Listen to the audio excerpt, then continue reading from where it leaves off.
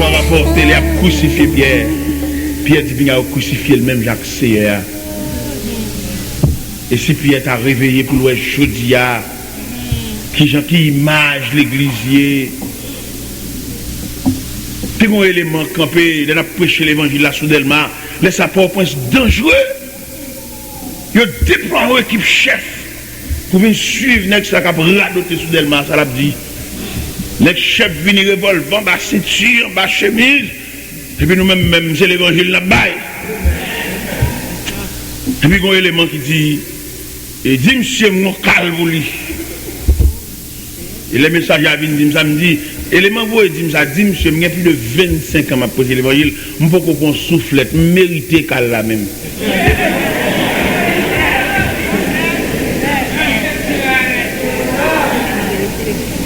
Ni lève m'a saute nous le puis me prend soufflette. Pêche. On soif lui. Parce que ne pas prêcher l'évangile pour nous dire ouais mon cher. Ça fait que des côtés dans le prêcher l'évangile comme camionnette nous toujours dans poche. Parce que pour qu'on finisse pas contre qui joue pour aller. Pour qu'on finisse prêcher là puis la tête en bas là, qui met les monde dans jour pour aller. En danger, regardez, un jour soir, nous allons prêcher dans Matthieu 123. C'est pas tellement loin dans Matthieu 123. Nuit là, le diable campé pour déchirer moi, pour faire me payer prière. Nous sommes dans Matthieu 123, je ne peux pas jouer une machine du tout. Je suis obligé de prendre une camionnette Carrefour qui mettait me porter à l'organe. Je fais une première machine. Je vais porter à l'organe pour mon à terre. Même si 5 machines étaient venues, ils avaient plein de monde toujours. Et me camper, moi j'étais juste Delma, dans la route de place Caso. Et oui, nous avons une voix qui dit déplacer le foulard, le camper à pas pour tout. Pendant nous déplacer, et puis quand on auto parle, il dit Cité Soleil $1. Nous sommes dit c'est bon Dieu qui vient chercher. Monter au toit, il mettait Cité Soleil, fait une deuxième machine. Et dans Cité Soleil, je prends troisième machine, bon repos, qui mettait douillard. Là, je fais douillard, je prends quatrième machine, qui mettait Carrefour aéroport. Et là, je fais Carrefour, je prends canon boîte, qui mettait dans Pointe aéroport, faire une cinquième machine. Et puis après, ça me prend reste 15 minutes là à pied. Et puis, je marche côte à côte à mon nez qui vont revolver dans le sujet dont je vais vous parler ce soir doit être aussi vieux que le monde.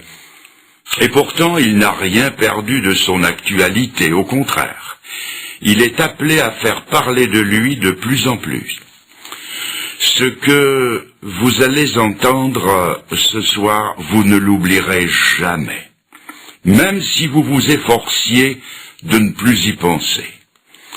Ne croyez pas à une sorte de pédanterie de ma part, parce que j'aurais parlé d'une façon telle que vous ne pourriez jamais l'oublier dû à mon éloquence. Non, non, pas du tout.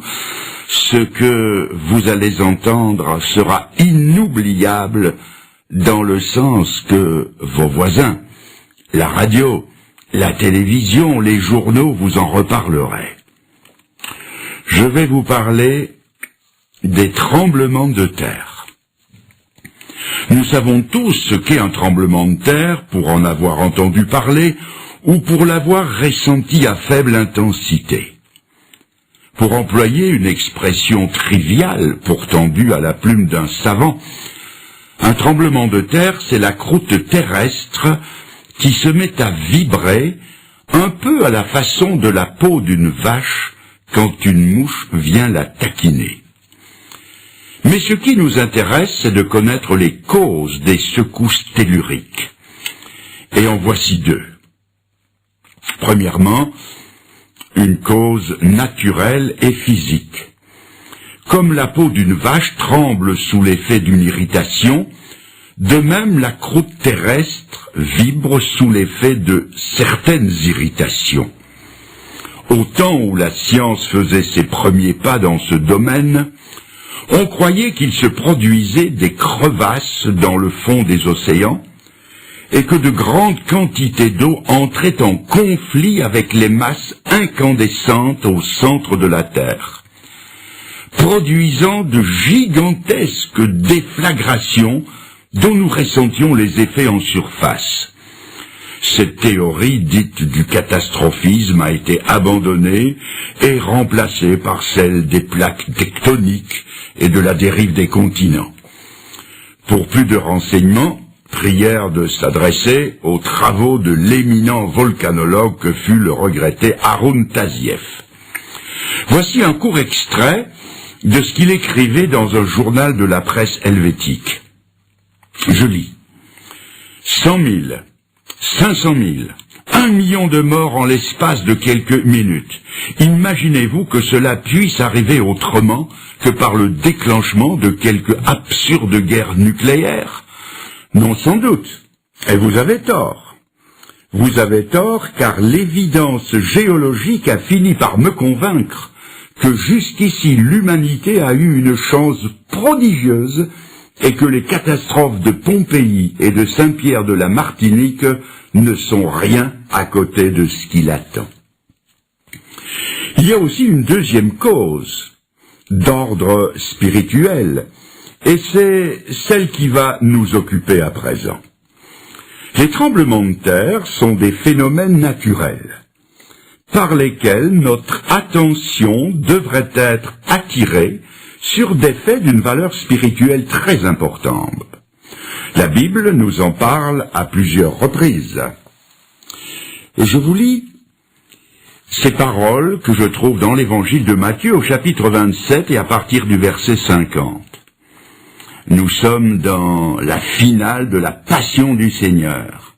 Et je lis que Jésus, en croix donc, poussa un grand cri et rendit l'esprit.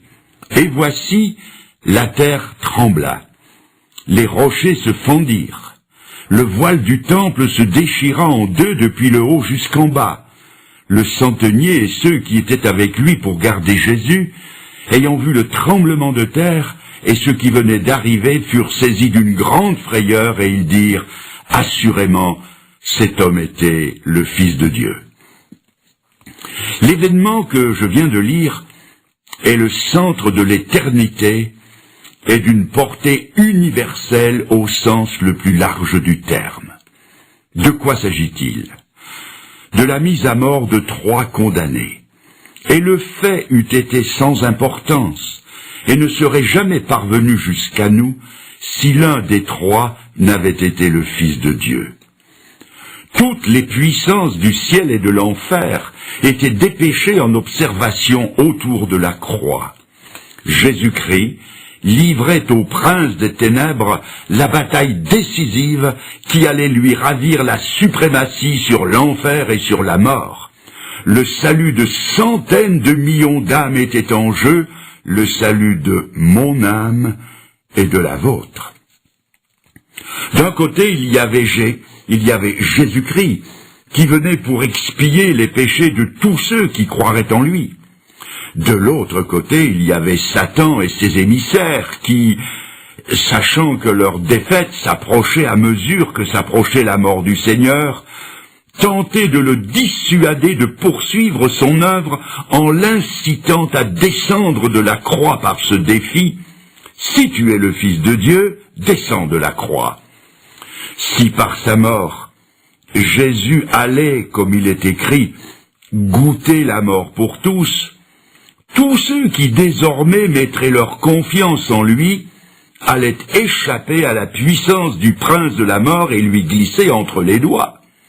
Et comme Satan est le plus implacable ennemi de la race humaine, tous ses efforts se sont concentrés sur le Fils de Dieu pour essayer de le détourner de son but. Au paroxysme de la souffrance, il s'est bien écrié « Mon Dieu, pourquoi m'as-tu abandonné ?» Mais il a tenu jusqu'au bout, jusqu'au moment où le cœur a cédé et où, ayant poussé un grand cri, il rendit l'esprit. Et à ce moment précis, la terre trembla, les rochers se fendirent, le temple de Jérusalem vacilla sur ses bases, et le voile qui séparait le lieu saint du lieu très saint, et dont les historiens disent qu'il avait 30 centimètres d'épaisseur, ce voile se déchira en deux du haut en bas, comme une vieille toile de coton. Croyez-vous que ce soit par hasard que la terre ait tremblé à ce moment précis? Permettez-moi de vous poser une question. Votre cœur a-t-il jamais tremblé au récit de la mort de Jésus pour vous? Votre cœur serait-il plus dur que la rocaille qui, elle, s'est fendue? Votre cœur serait-il plus dur que celui de ce rude centenier romain qui a vibré et qui n'a pas pu retenir ce cri? Certainement cet homme était le juste Fils de Dieu. Je vous lis à présent, et je tourne la page de la Bible du chapitre 27, je passe au chapitre 28 de l'évangile de Matthieu, je lis « Après le sabbat, à l'aube du premier jour de la semaine, Marie de Magdala et l'autre Marie allèrent voir le sépulcre. Et voici, il y eut un grand tremblement de terre, car un ange du Seigneur descendit du ciel, vint rouler de la pierre, s'assit dessus et dit aux femmes, « Pour vous ne craignez rien, je sais que vous cherchez Jésus qui a été crucifié, il n'est point ici, il est ressuscité. » Nous sommes ici au premier jour de la semaine. C'est le 3e jour qui suit le sinistre vendredi de la crucifixion et de la mise au tombeau. Le corps sans vie du Seigneur a été descendu de la croix et déposé dans le tombeau d'un certain Joseph d'Arimathée. Une garde a été postée pour s'assurer que le corps resterait bien dans le sépulcre. Dès avant l'aube, 2 femmes se rendent au tombeau. Leur âme est comme l'ombre qui les entoure. Leur maître bien-aimé en qui elles avaient espéré était mort. Elles distinguent les gardes qui sont de faction autour d'un tombeau dont l'ouverture est scellée d'une lourde pierre. Elles apportent des aromates pour embaumer son corps, mais comment vont-elles faire? Savent-elles au juste ce qu'elles sont venues y faire? Tout à coup, à 3 jours d'intervalle, la terre se met à trembler au point que les sentinelles, prises de panique, tremblent de peur. Un personnage éblouissant de clarté roule la lourde pierre et s'assied dessus, et le tremblement de terre est accompagné de la nouvelle la plus stupéfiante qu'oreille humaine ait jamais entendue. Il n'est pas ici, il est ressuscité. Un tremblement de terre a salué